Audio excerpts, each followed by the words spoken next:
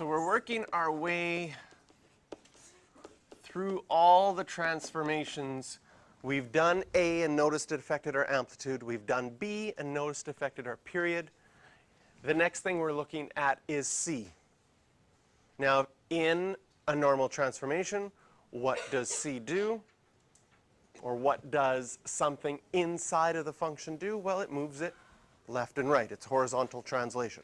The same thing is going to happen here, right? This one, y equals cos x minus pi over 6. It's going to be a translation, pi over 6 to the left. With sinusoidals, sometimes this is referred to, instead of as translation, as a phase shift, because the whole period gets shifted over. And so for A, all we're going to say, maybe I'll use the word translated to be proper. Translated pi over 6 to the right. And this is a place where we are going to, it says in part B, sketch the graph of cos x and cos x minus pi over 6 on the same graph. So with cos x, we always start by labeling one period. For cos, the period is 2 pi.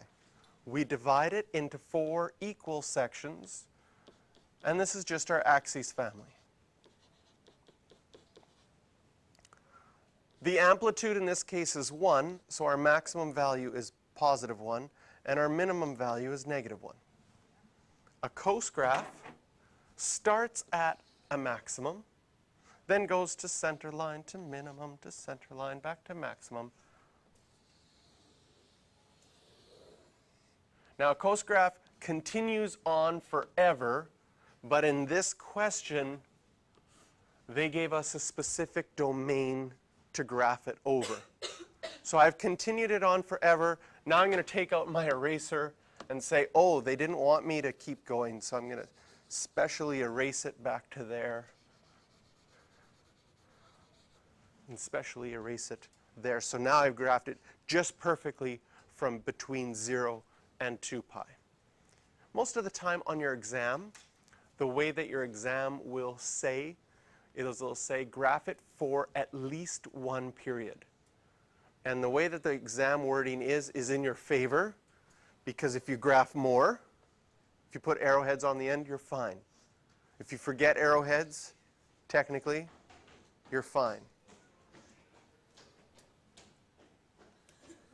So, wow. Someone got heavy shoes.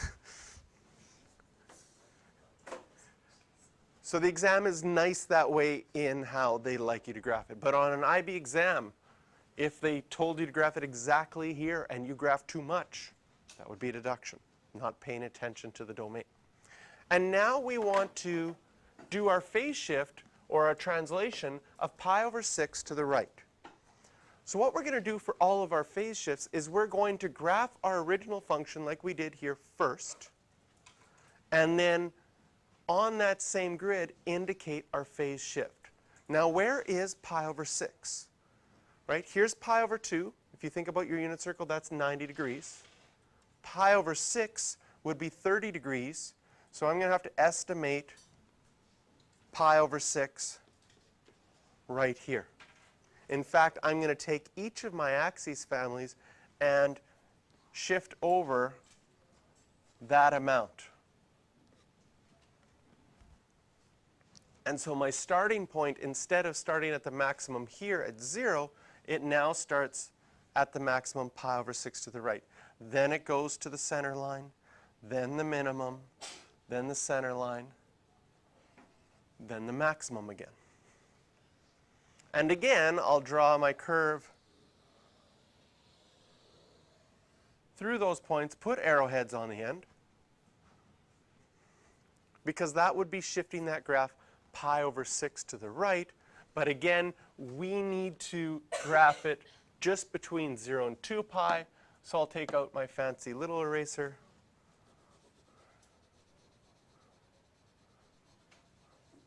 I really like the little eraser.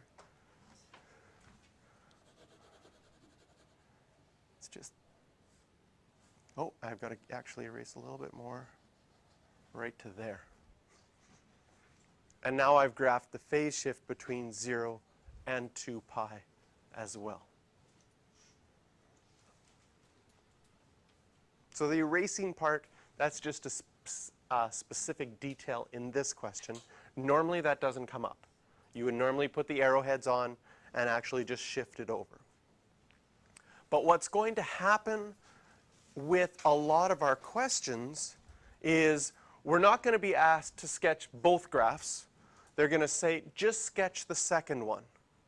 So what we're going to do as showing our work is we're going to sketch the first one first and just make it a dotted line. You know I just wanted to use the eraser again. Nice. So if I graph the first one as a dotted line, that's saying I'm just using that to help me graph, but it's not part of my final graph. Anything you do with a dotted line is not actually part of your graph, but it's there to help you see what the graph is supposed to do. That's what asymptotes are.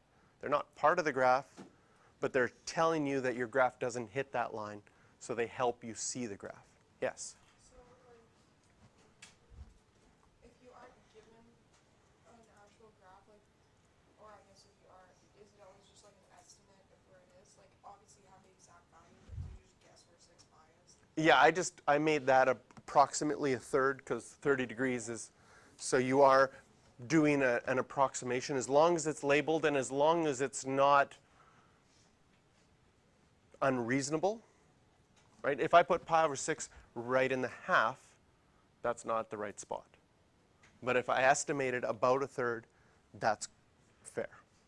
And we can also use the dotted line like in our previous unit 2 for us to translate something over. Yeah, if you want to draw the original one first and then translate it over. Yeah. So it's just there. So what you have to do, like on a graph like this, so this one I should undo the dotted line because that was just, there we go.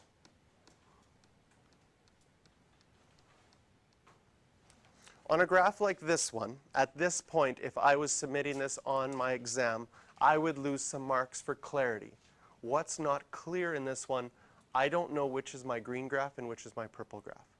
So I would need to do some sort of labeling to say this one is y equals cos of x, and this graph is y equals cos x minus pi over 6. That way the person who's marking it knows that I know which one is which. So that just adds some clarity to the graph that I drew. Questions for practice on this one, and we'll do example 4 first, R3, E, and F.